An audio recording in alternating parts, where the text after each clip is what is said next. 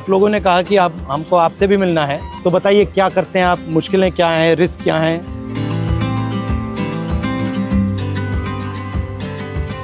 थोड़ा चल के देखें।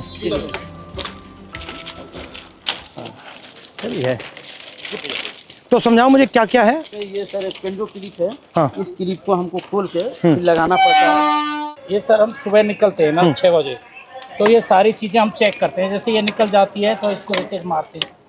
और ये चाबी है, अगर ये लूजिंग है तो इसको हमें ऐसे टाइट करना पड़ता है।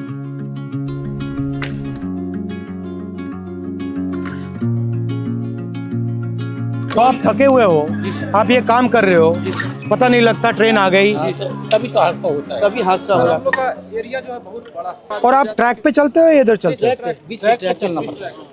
ये सर ऑफिसर ये जीपीएस देते हैं। तो ये क्या करता है? ये बताता है कि आदमी है या नहीं है, क्या कर रहा है। अच्छा, ये मतलब उनके जीपीएस पे पता लग जाता है ट्रैक मैन यहाँ है। अच्छा, ये तार क्या है?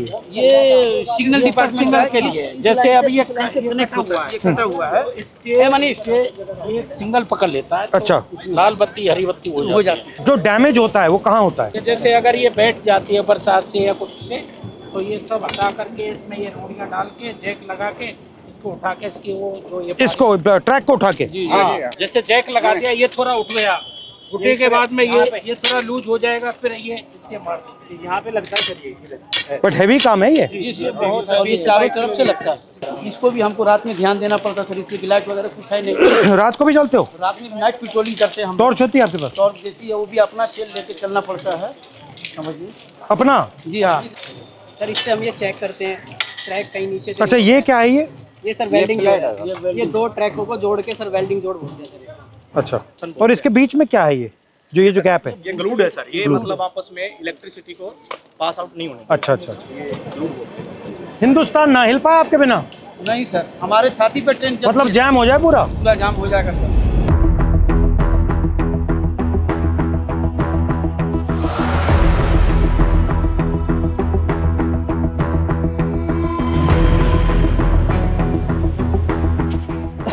तो इसमें क्या क्या रखते हैं आप? इसमें सब ये सामान रहता है हमारा, जो पटरी पर काम करते हैं ना। ये कितने लोगों का स्टोर है? ये आप कितने हो यहाँ? ये 30 आदमियों का है। 2 यूनिट है सर। अच्छा, और दूसरी और आपके मतलब कपड़े शपड़े यहाँ सब रहते हैं या ये आपका सब काम करने का है? सब काम करने का है। और आप जो कपड़े पहन के आते हो उसी में जाते हो? जी, या आपकी यूनिफॉर्म आती है? हाँ यूनिफॉर्म आती है सर, इसको हम कपड़े चेंज कर लेते हैं। ठीक है। ये तसले हैं जो मिट्टी गिट्टी डालने के लिए है, और ये पानी के पीने के लिए सर हम लोग खुद अपने से व्यवस्था किया है। रेलवे ने इसमें कुछ ये शेड वगैरह सारे हम ही लोग बनाए हैं, अपने कर्मचारी मिलकर। पानी भी आपको यहाँ से लेना पड़ता है? जी तो यहाँ से भर के आप ले जाते हो? जी हाँ, भर के ले जाते हैं। ट्रैकमैन ही मैं हूँ सर। वहाँ पे ना नहीं सर, चेंजिंग रूम है जहाँ मैं ड्यूटी करती हूँ सर। और सर यार्ड होता है हमारा कुछ 1-1.5 किलोमीटर के दायरे में। वहाँ पे हमें लड़कियों को नहीं रखते, हमें है ना बाहर लेके जाते हैं, यानी कि 5 या 6 किलोमीटर के दायरे में। 5 आने का होता है, 5 जाने का होता है।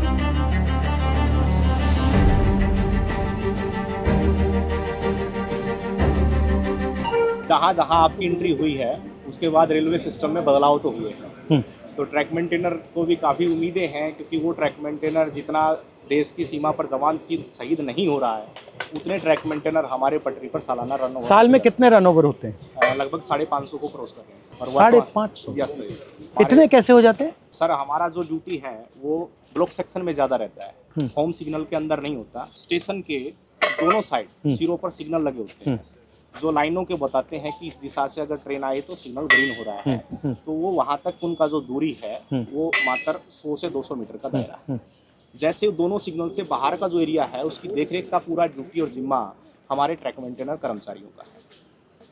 सर सबसे ज़्यादा निगरानी हमें जो पटरी पर जितना पेंडोल क्लिप है, और हमारी निगरानी रहती है सर कहीं ट्रेन बकलिंग तो नहीं हुई है। इस तरह शाम चलता है काफी होता है? हाँ होता है सर, बहुत दिखता है आपको, पता लग जाता है? बस वो जो सर क्या होता है, ट्रेनिंग के दौरान अक्सर हमको ट्रेनिंग तो दी जाती है, लेकिन जरूरी नहीं कि पूर्ण रूप से हम उसमें सक्षम हो पाते हैं। कई ऐसी बारीकियां कमी है जो पटरी टूट जाती है, बाल के सामान उसमें जो है दिखता नहीं होता है, वो दिखाई नहीं देता है।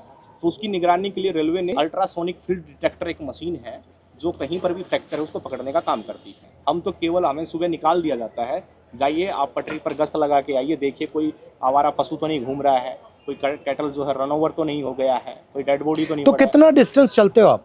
ये सर हर रोज का 16 किलोमीटर टोटल है सर आना जाना।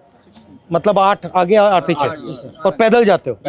और आप की मैन हो और आप गैंगमैन। तो जब आपकी टीम जाती है कितने लोग जाते हैं? यूनिट होती है हमारी, हाँ। एक यूनिट में लगभग 30 लोग होते हैं। हाँ। और उनको सुबह काम बांट दिया जाता है कि आपको इसी लोकेशन पे इसी तरह का जो भी फ्रैक्चर है या कुछ भी वहाँ पे काम है तो वो करना होता है।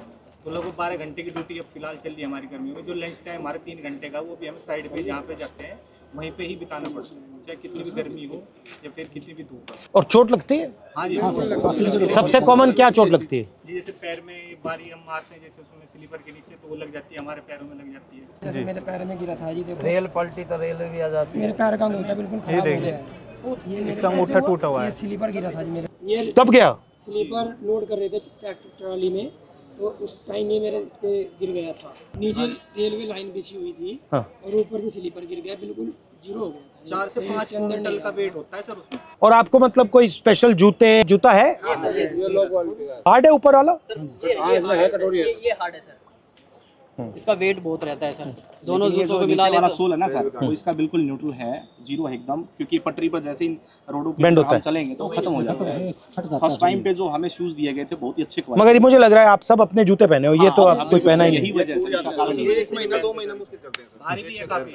और यहाँ पे नी पैड या ऐसा कुछ नहीं मिलता? आपको घुटनों पे भी जाना पड़ता है? बिल्कुल सर। भैया आपने कहा कि लोग रन ओवर हो जाते हैं, रन ओवर कैसे हो जाते हैं? मतलब क्या ट्रेन दिखती नहीं है, क्या कैसे होता है? मुख्य कारण है सर उसका थकान होना, शरीर में भर काम करता है, थका रहता है। थका रहता है। फिर उसको बोला जाए कि आपको नाइट पेट्रोलिंग में जाना है, फिर वो पेट्रोलिंग में जाएगा, शिफ्ट अनुसार कोई ड्यूटी नहीं है, तो उसका थका हुआ शरीर कहीं ना कहीं विश्राम मांगेगा।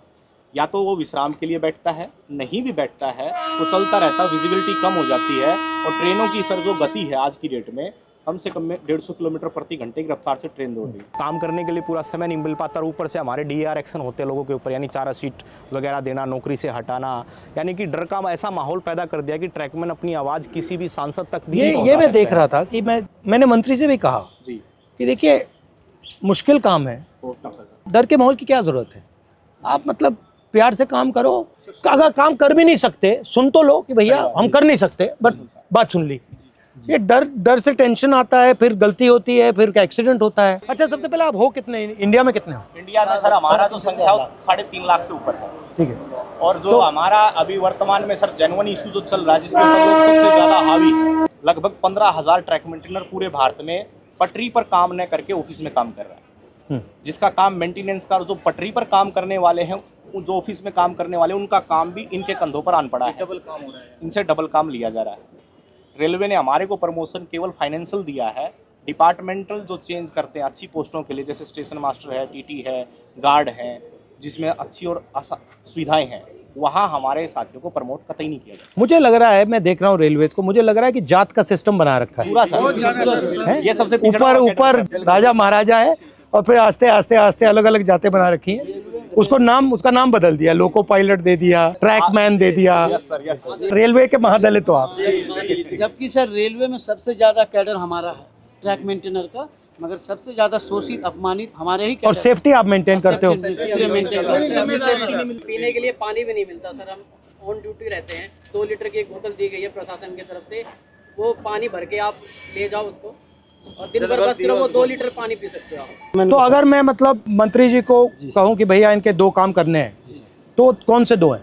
ये एक limited departmental competitive examination sir, एक कोटा है, वो रेलवे में ट्रैक मेंटेनर के लिए बिल्कुल सीमित है, नेग्लिजिबल।